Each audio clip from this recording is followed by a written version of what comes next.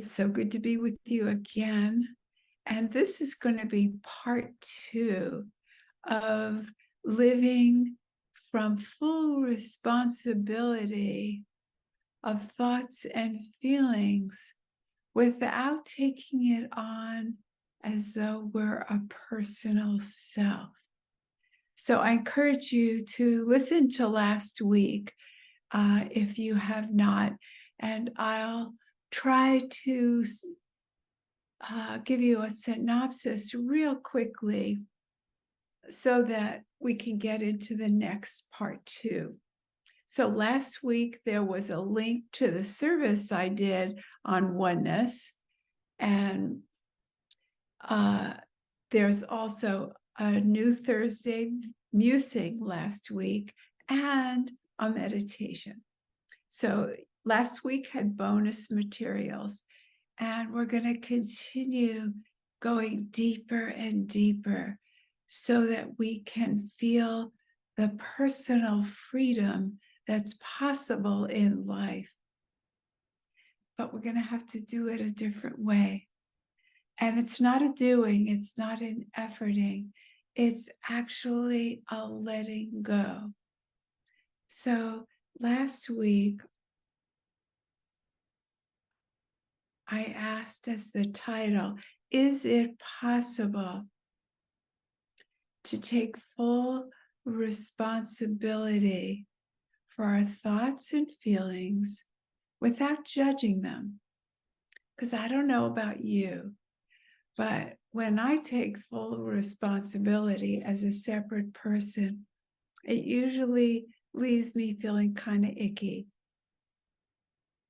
I either had an angry thought that didn't sound so generous, or I had a feeling of unworthiness, which I choose not to believe because that's not who I think anyone is anymore. But residuals from past training can come up, and I'm going to write a note to myself to do a whole Thursday musings on residuals. So it's not for me like an onion and a deeper layer if old stuff comes up. No, not when we're done in this direct path. The direct path really talks about realizations when we actually know that we belong to something bigger, for example, rather than we belong to a solid, separate self. Science says there is no such thing. And I'm here to tell you or share with you a possibility that you too can live from the oneness. And that doesn't mean kumbaya every moment. It means just that there is no Santa Claus. When you know there's no Santa Claus, you never have to go over that again. When you know what science says is that we are not solid beings, even though we think that way, we feel that way, we perceive it, we've been trained. However many years you've been alive, you've been trained by parents, communities, and other people. Just like we believe in sunsets and sunrises, and they don't exist. The sun doesn't rise and set, the earth moves. But we keep saying it because that's our training. I don't think there's any harm in that, except that we don't really understand that we share these hypnotic false beliefs. So let's just get into now. What am I talking about taking responsibility? It means that when I am a person, if I believe I'm a separate personal self, I'm going to have defenses. I'm going to have armor, not just for other people, but for my own thoughts and feelings. If I have an unsafe feeling, an aggressive feeling about someone, I'm going to say that I should because they aren't safe, or they're mean, or they're this, or they're that. And so I'm not really going to see, wow, that was an aggressive thought. Now, if I belong to the oneness, or the infinite intelligence, or the divine, that I am life in a manifestation of a person, then I can afford to say, wow, that was an angry thought. Now there's a pattern interrupt, if I can say that. Now, who's the I that's saying that? That can only be the oneness as well. It's all the oneness, or it isn't. It's all infinite, the divine, the quantum field, or it isn't. We can't say it's in these circumstances and not in those. But can you see the value of not being defensive? Can you see what's possible if the responsibility was owning with our awareness of what's going on?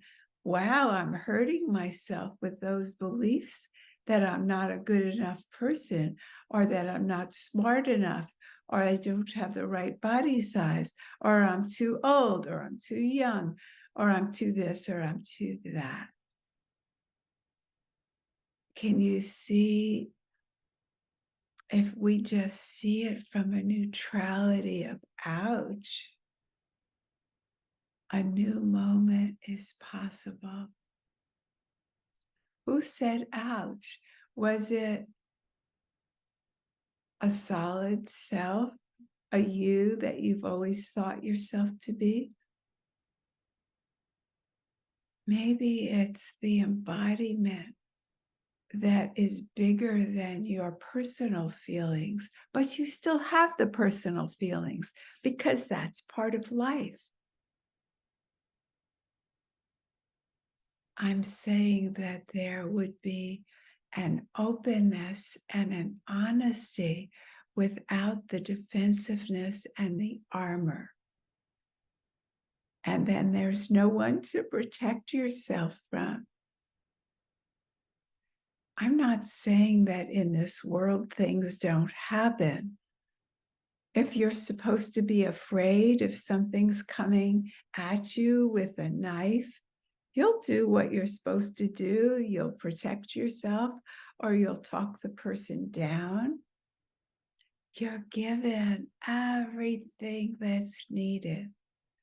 All that's even being asked of us is not a doing. It's just a letting go, a relaxing into everything, into the divine, into nature, into strength and power and versatility and flexibility and flow and peace and other words for freedom. So we're just letting go beliefs. We're letting go physical armor that we're protecting ourselves from everyone and everything. What if it isn't necessary? Wow. We could just let go, and everything will be given. How do we know? Because we're alive. And life isn't stagnant. We're given new thoughts and feelings and experiences. We're given quiet. We're given release at night. That state that's beyond dreams, where there's stillness and we're open, and the thinking, feeling mind has dropped off, That's where rest is. And everyone knows that place at night before we're all the way asleep, but we've let go. There's an emptiness that's also full. It's full of nothing, no particular things, but there's no lack. There's no need for more money, more personality, more business, more body change, more friends, more lovers, more groups, more anything. No matter our external circumstances, there's a place of letting go where there's no lack. It's not a doing. It's just like falling asleep. And if you go to sleep with my voice, that's fine. You're letting go. There's nothing to remember, only the experience of letting go. Thank you for being with me. I'm going on this very idiosyncratic trip that many people would not be willing to go on with me. So I appreciate you. Bye for now.